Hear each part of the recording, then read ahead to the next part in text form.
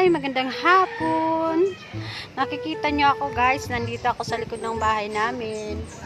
Dahil kukuha na naman ako ng talbos ng avocado. Ngayon, lalagayin ko siya. Iinumin ko. Kasi parang kumikirkir yung tiyan ko. Kasi ako pag may konting nararamdaman sa katawan ko na medyo masakit, nagiinom ako ng sambong. Tapos ngayon, nung nakaraan sambong. Ngayon, magiinom na naman tayo ng dahon ng avocado. Kasi maganda daw to. Mga herbal iniinom kaysa sa bibili ka pa. Diba? Kaysa bibili ka pa ng gamot.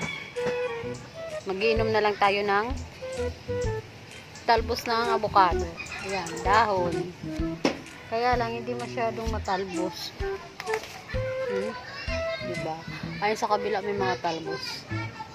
Doon kaya tayo kukuha. Kasi meron po sa kabila na. Diba? Yan. Doon tayo sa kabila kukuha tayo ng dahon ng avocado. Yan. Lalagayin natin. Lalagayin ko pala siya mamayang madaling araw. Ngayon, ibabaonin ko naman to sa trabaho ko kasi lagi ako nagbabaon nga sa trabaho ko. Ang talbos, ito. Yan. Ito, diba? Iinumin natin.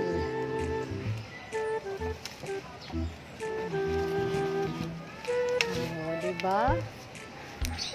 Aakyat tayo dito sa ayan.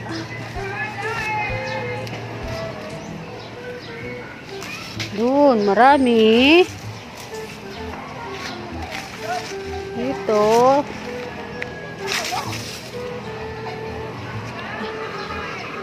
Ano ba yan? Avocado pa ba yung isa? Parang avocado. Doon tayo sa kabila uli. Meron pa kasi hindi masyadong matalbos. Oh. Green na green na. Kailangan yung talbos para malambot pa siya. So, diba? Ito, diba? Talbos. Yan. Diba? Mahilig talaga ako uminom ng mga dahon-dahon. Sambong, sarpentina. Ayun nga, meron nga pala ako pinakuluan na sarpentina. O yan, nakakuha na tayo. Meron pa ako pala ako ngayon, may pinakuluan ako sarpentina guys. Iinumin ko rin, ngayon ipapakita ko sa inyo para maniwala kayo. Yan. Eto, para bukas ko na to iinumin, babaunin ko sa trabaho ko. Nilalagay ko lang siya sa water jug. Yan, nandito na ako sa loob ng bahay namin. Oh, diba? Ito, ipapakita ko sa inyo. Yung sarpentina ang iinumin ko. Oh, diba? Sus, grabe, ang amoy pa lang, sobrang tapang, sobrang pait talaga siya. Ayan, ipapakita ko sa inyo. Oh, yan, diba? Sarpentina yan, guys. Yan, sobrang pait nito. Kaya lang talaga hindi ako maarte pag ako nagiinom ng mga dahon-dahon. Kasi kung gusto mo talaga mawala yung sakit-sakit ng tiyan mo, mga ano sa katawan mo, magiinom ka kahit ano-ano. Sarpentina, plus dahon ng avocado, isang araw, sambong naman, isang water jug ko linalagay sa water jug ko. Para mainit pa rin siya maghapon, dito ko siya linalagay. Diba? Binabaon ko to doon. Tapos pagdating sa trabaho ko, may nangihingi din sa akin. Nagiinom din sila. Mga taga-Ruenas, taga Bato-Bato dos. Nangihingi din sila kasi alam din nila yung mga sambong, daw ng avocado, sarpentina. Kaya ito talaga ang binabaonan ko.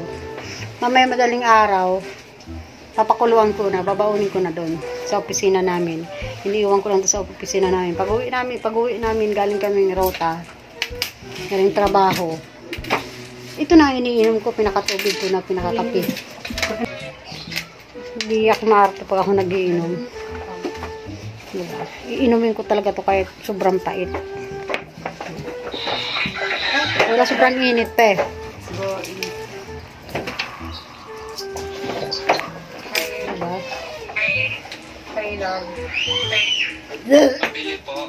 Diba? Sabi ko sa'yo, sobrang pait.